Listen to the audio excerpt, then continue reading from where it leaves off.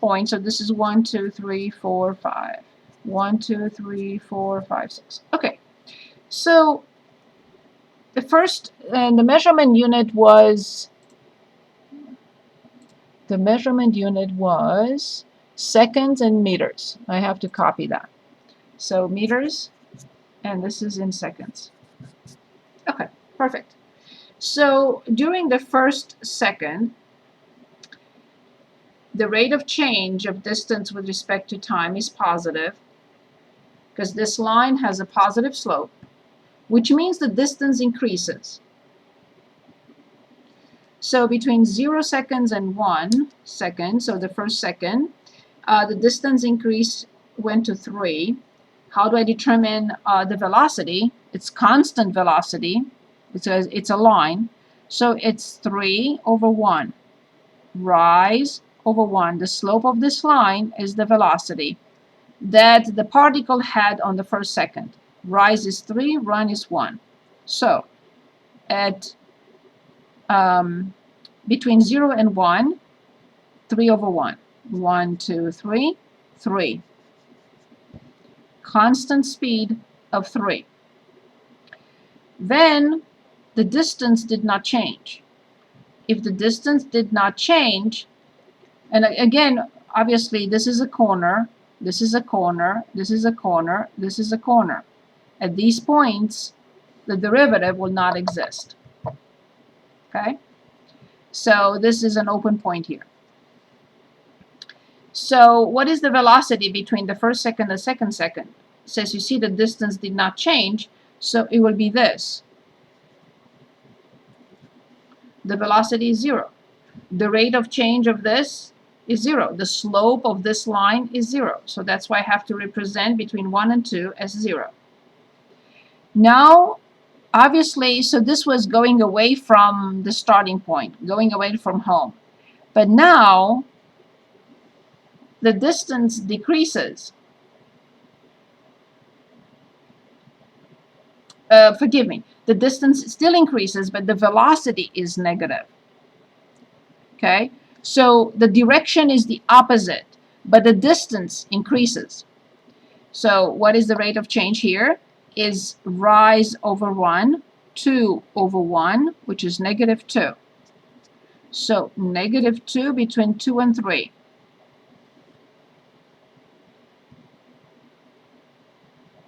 The distance continues to increase, but the rate of change is negative. Okay, between 3 and 4, again, the distance does not change. Again, the distance continues to increase, but the rate of change is 0. So 0. And now the rate of change is positive, and it's 2 over 2. Rise over 1. So 2 over 2 is 1. So it's 1 between 4 and 6. This is the graph of the velocity.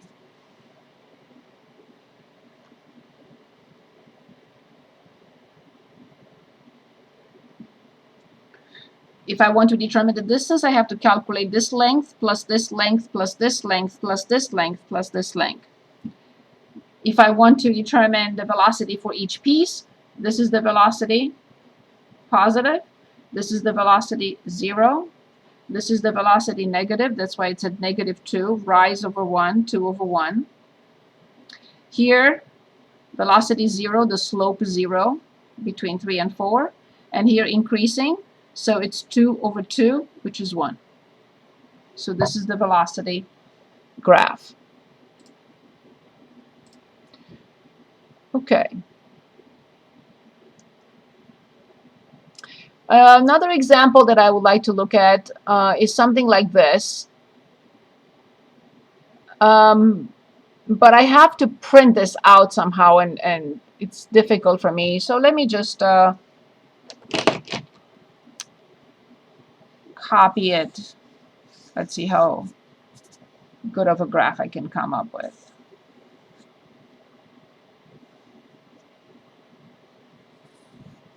Okay. So they're asking us, so this is function g, 0, g prime of -2, g prime of 0, g prime of 2, and g prime of 4. Okay. They're asking us to arrange them in increasing order. So at least I'm just going to show a few of them so you know how to determine them. So this was -2, -1, 0, 1, 2, etc. So I'm going to focus, let's say, on g prime of 0. G prime of 0 is definitely a negative number.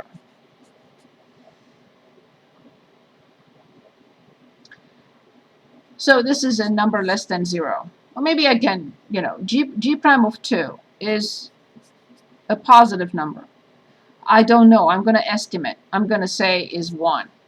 Difficult to estimate. I don't even have the exact graph. So I'm estimating as 1 over 1. Here I'm estimating it again as negative, so 1 over 1, but negative.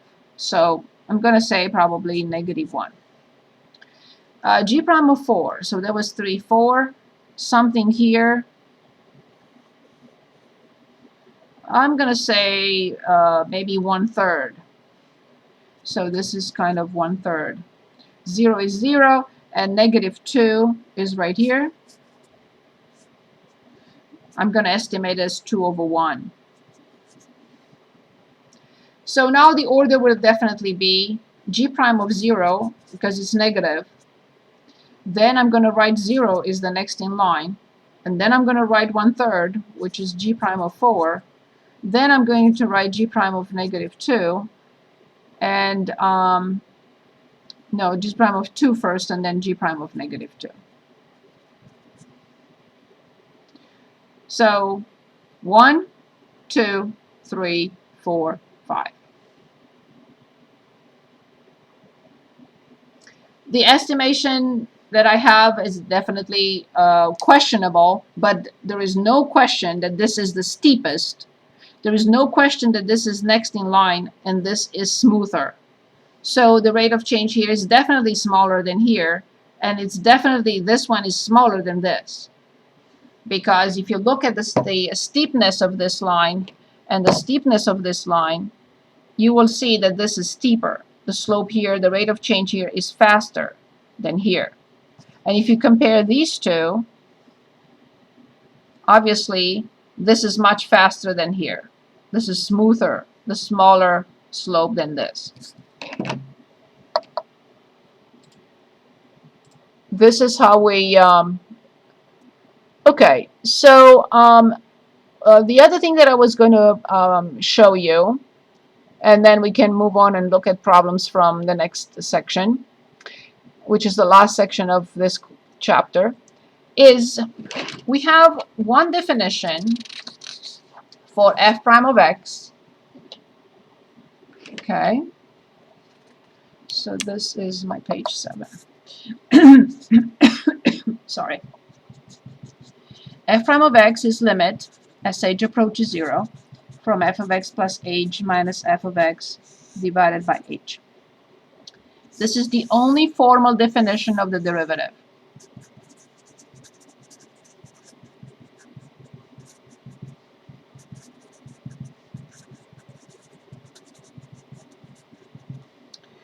So what do you think f prime of a represents?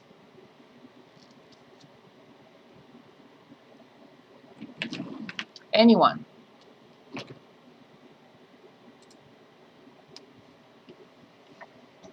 If f prime of x is the function, what will f prime of a represent? Just a wild guess. What do you think? It's okay if you're wrong. Derivative for any value of Excellent. X. This is the derivative evaluated at a. Any value. Exactly. Thank you. Derivative evaluated at x equals a. Any number where the function is differentiable, of course. We have two definitions for this. One for f prime of x, but two for f prime of a. One is very simple, right? It's a here and a here. Everything the same. So f prime of a will be limit as h approaches 0 from f of a plus h minus f of a divided by h. Nothing. I just replaced x by a. There is another definition only for f prime of a, is the limit when x approaches a. And that will be f of x minus f of a divided by x minus a. And I know you're going to ask me, fine, which one do I use in which case? And the answer is, I do not have a recipe. For some functions, this will be faster. For other functions, this will be faster. Since we have used this already several times, let's use this definition on some functions. And let's choose. I'm sharing the screen. So let's find f prime of a. For any other function that you think we should look at. And let's use the second form, because we used the first one several times. So please choose any function you want. To illustrate with the second possibility. 26. 26, very good. It's another rational function. So f of x, that's 26. Let me copy it. So it's x over 1 minus 4x. Perfect. Good. So now we're asked to find f prime of a. If the problem does not say you have to use one of these two, feel free to find that and then plug it in. Plug in a. I'm fine. But we really want to illustrate with this to see what happens and how we determine the derivative using the other form. Okay, so all I have to write is f prime of a equals limit as x approaches a. Copy the function x over 1 minus 4x minus the denominator is x minus a. And how do I get this? Can anyone give us f of a? Would it be a over 1 minus 4a? Brilliant, that's it. Good. Of course, like before, what will be the next step?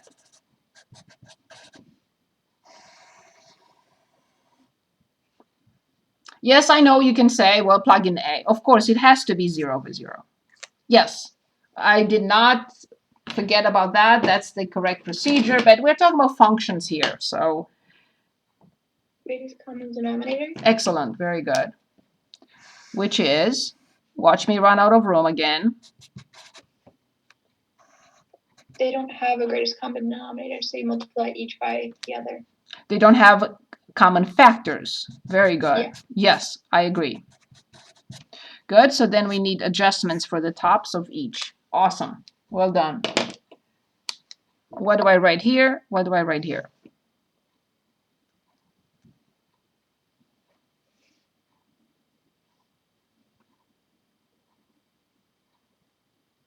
Do 1 minus 4a for the first, and then Of 1 minus course, 4a. exactly what it does not have in the denominator. Now, very careful. X times 1. Oh, I think I have room. Minus 4ax. Done.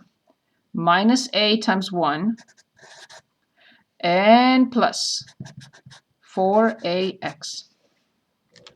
What has to happen? For sure. Guaranteed. Otherwise, we have to go back. The 4ax's cancel each other. Yes. Something has to go away. Good. So remember, this is over 1, and I flip it. And of course, I have no more room there. So that's my page 8. So limit as x approaches a, I have x minus a over 1 minus 4x, 1 minus 4a, multiplied by x minus a. I know you're going to tell me to do what? So x minus a cancels. Yes. I cannot cancel if it can be 0, but we know that this already implies that, so there is no problem. I'm applying the limit operator, so please tell me what do we get.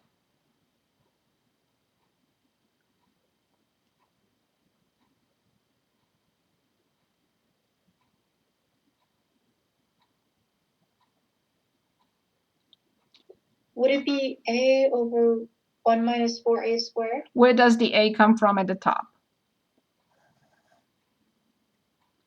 As One.